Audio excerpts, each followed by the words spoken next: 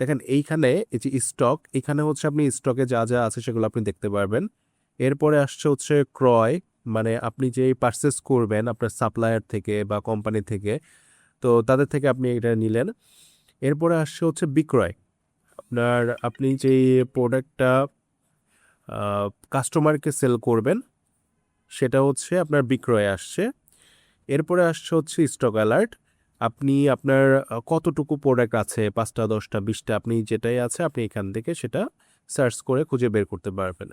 এরপরে আসছে কেনার খাতা, মানে হচ্ছে আপনি যেই কিনলেন পার্সেস সাপ্লায়ার থেকে যে প্রোডাক্টগুলো কিনলেন, তো সেটা হচ্ছে আপনার কেনার খাতাতে থাকবে, বেচার খাতাতে হচ্ছে কাস্টমারের কাছে আপনি যেগুলো সেল করলেন।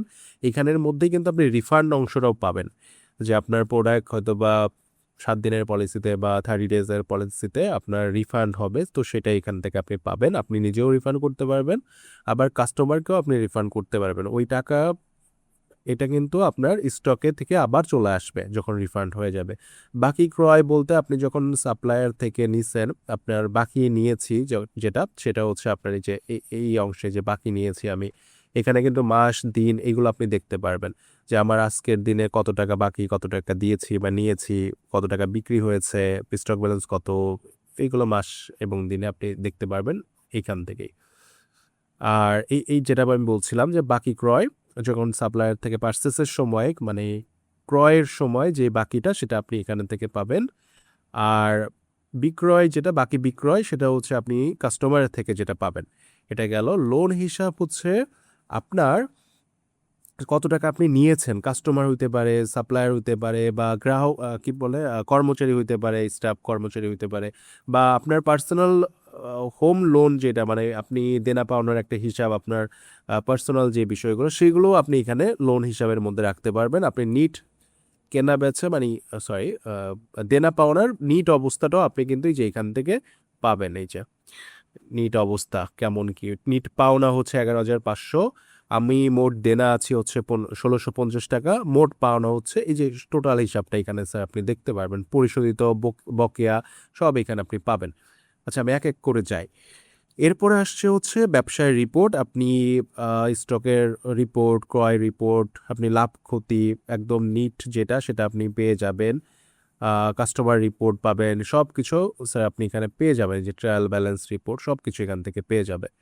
আচ্ছা, এরপরে আসছে হলো ক্যাশ ড্রয়ার। ক্যাশ ড্রয়ারের ব্যাপারটা হচ্ছে আপনি ডেইলি বা আপনার সাপ্তাহিক, মাসিক, বাৎসরিক, আপনি হয়তো এরকম করতে পারেন যে আজকে আপনার টোটাল কত টাকা বিক্রি হয়েছে, একদম মানে এই বড় হিসাব না করে আপনি চাচ্ছেন যে আজকের দিনে আমি টোটাল হিসাবটা রাখতে যাচ্ছি, কত টাকা আমার ক্যাশ ইন হয়েছে, কত টাকা আমার ক্যাশ আউট হয়েছে, সব মিলায় আমার কত টাকা এখন আছে, ব্যালেন্সে আছে। এই জিনিসটা যদি আপনি করতে চান তাহলে হচ্ছে ক্যাশ ড্রয়ার আপনার জন্য বেস্ট। আপনি একদম দিনের হিসাব আপনি রাখতে পারবেন, যেরকম আমি যদি হিসাব করি যে আমার এই 1 তারিখের হিসাবে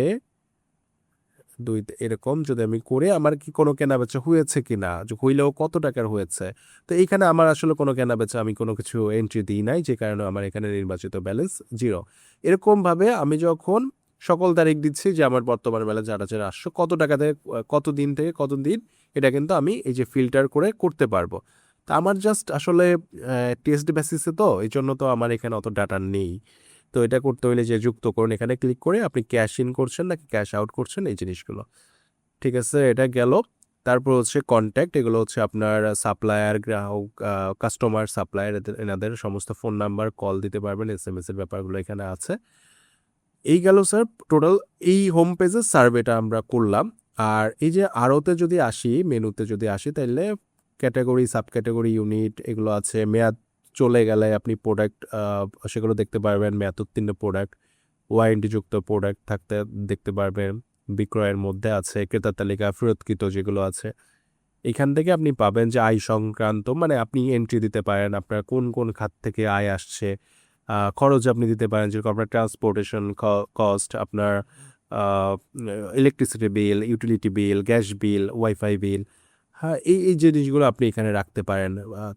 তারপরে হচ্ছে রিমাইন্ডার বলতে হচ্ছে আপনার টু ডু লিস্ট বা ব্যবসায় নোট, আপনি কোনো কিছু লিখে রাখতে চাচ্ছেন, সেটা আপনার নোটিফিকেশন আসবে এটা রিমাইন্ডারের মধ্যে। বুকমার্কে হচ্ছে আপনি হয়তো বা চালানগুলো রাখতে যাচ্ছেন ছবি তুলে, তো সেগুলো আপনি ডে ওয়াইজ এখানে রাখতে পারবেন।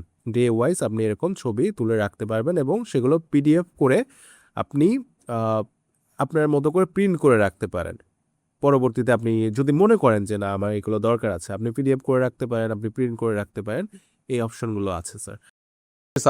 হিসাব রাখার সহজ সমাধান।